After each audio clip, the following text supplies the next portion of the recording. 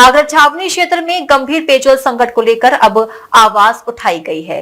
छावनी के निवासियों ने मुख्यमंत्री और रक्षा मंत्री को पत्र भेजकर पेयजल समस्या के स्थायी समाधान की मांग की है। पत्र में नियमित जलापूर्ति नहीं होने और कम प्रेशर के चलते लोगों को हो रही परेशानी का जिक्र किया गया है। आगरा छावनी क्षेत्र में गहराते पेयजल संकट को लेकर अब शासन स्तर पर समाधान की मांग उठाई गई है। छावनी क्षेत्र के निवासियों की ओर से मुख्यमंत्री और रक्षा मंत्री को पत्र भेजकर गंभीर पेयजल समस्या से अवगत कराया गया है। पत्र में कहा गया है कि छावनी क्षेत्र में पिछले काफी समय से पेयजल की समस्या बनी हुई है। निर्धारित समय पर पानी की आपूर्ति किए जाने के बावजूद कई इलाकों में पर्याप्त पानी नहीं पहुंच पा रहा है। कई स्थानों पर पानी का प्रेशर इतना कम रहता है कि घरों तक नियमित रूप से पानी पहुंचाना मुश्किल हो रहा है। शिकायत में यह भी कहा गया है कि गर्मी के मौसम में पेयजल संकट और ज्यादा गंभीर हो जाता है। पानी की पर्याप्त उपलब्धता नहीं होने के कारण लोगों को रोजमर्रा की जरूरतों के लिए परेशानी का सामना करना पड़ रहा है। पत्र में बच्चों, बुजुर्गों और महिलाओं को विशेष रूप से दिक्कत होने की बात कही गई है। पत्र में आगरा छावनी क्षेत्र की पेयजल व्यवस्था को लेकर जिम्मेदार अधिकारियों से स्थायी समाधान की मांग की गई है।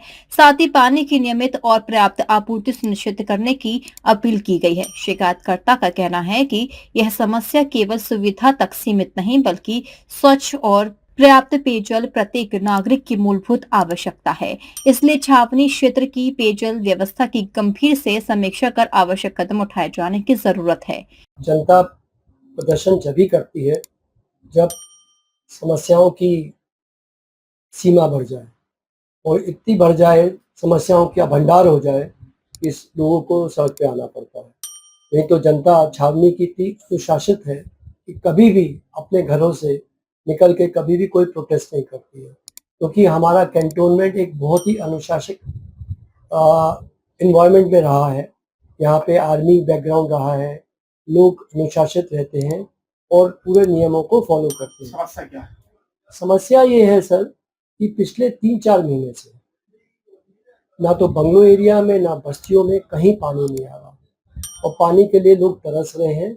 8-8 दिन पानी नहीं आता और जब फ़ोन किया जाता है, कहते हैं वाटर सुपरिटेंडेंट को, एई को, तो वो कहता है कि मेरे पास कोई पावर नहीं है, मेरे पास कोई भी मैन पावर नहीं है, सब छीन के सैनिटरी सुपरिटेंडेंट को दे दिए। सैनिटरी सुपरिटेंडेंट को कहा जाता है तो कहता है मुझे कुछ पता नहीं है। आप जानिए कि एई जो वाटर का होता है, एएनएम होता है, वो एक डॉक्टर की तरह होता है, पूरी नसें जानता है कि कहाँ-कहाँ से पानी आ रहा है, कहाँ-कहाँ पानी नहीं आ रहा है। एक तो ये हो रहा है कि गंगा जल जो हमने 10-15 साल पहले यहाँ पे लाए थे, वो बिल्कुल बंद सा हो गया है और इन्होंने 2 महीने पहले बोर्ड ने ये 2-3 टंकियाँ तोड़ दी, जो कि मैं मानता हूँ कि बुरी हालत में थी, लेकिन उनका वैकल्पिक कोई भी इंतजाम नहीं किया। जो खारा पानी हमने दिया था कि अगर गंगा जल नहीं आए तो लोगों के पास खारा पानी पहुँचे। एक तो वो खारा पानी भी नहीं पहुँच रहा और गंगा जल भी नहीं पहुँच रहा। लोग नहाने के लिए भी तरस रहे हैं, इवन बाथरूम जाने के लिए तरस रहे हैं। जो फर्स्ट फ्लोर पे और सेकंड फ्लोर पे रहते हैं उनको कोई भी पानी नहीं उपलब्ध हो रहा, वो कहाँ जाएं? वहाँ पे बुजुर्ग लोग, कैंटोनमेंट में काफ़ी बुजुर्ग लोग रहते हैं, उनको पानी नहीं मिल रहा। मैंने इनसे कहा कि आप एक नियमित रूप से एक टाइम पे पानी दीजिए, लेकिन वो नहीं हो रहा। अब लोग नौकरी पे भी जाते हैं, क्या दिन भर पानी के लिए इंतजाम के लिए बैठे रहे? पहले पानी की टंकियाँ हुआ करती थी, हमने पानी की टंकियाँ बनाई थी। लोगों के क्षेत्र में जब पानी नहीं आता तो पानी की टंकी से सप्लाई करते थे। आपने जो ज्ञापन दिया, हमने इसलिए नहीं दिया कि हमें लगता है कि यहाँ के जो यहाँ का प्रशासन है, बिल्कुल अब किसी जनता की बात को नहीं सुन रहा।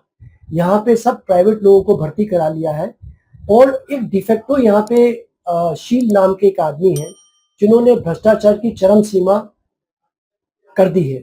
अब देखना होगा कि इस शिकायत के बाद संबंधित विभाग और प्रशासन की ओर से क्या कार्रवाई की जाती है और छावनी क्षेत्र के लोगों को पेयजल संकट से कब तक राहत मिल पाती है। डीजी महाराजा न्यूज के लिए हरेंद्र पचौरी की रिपोर्ट।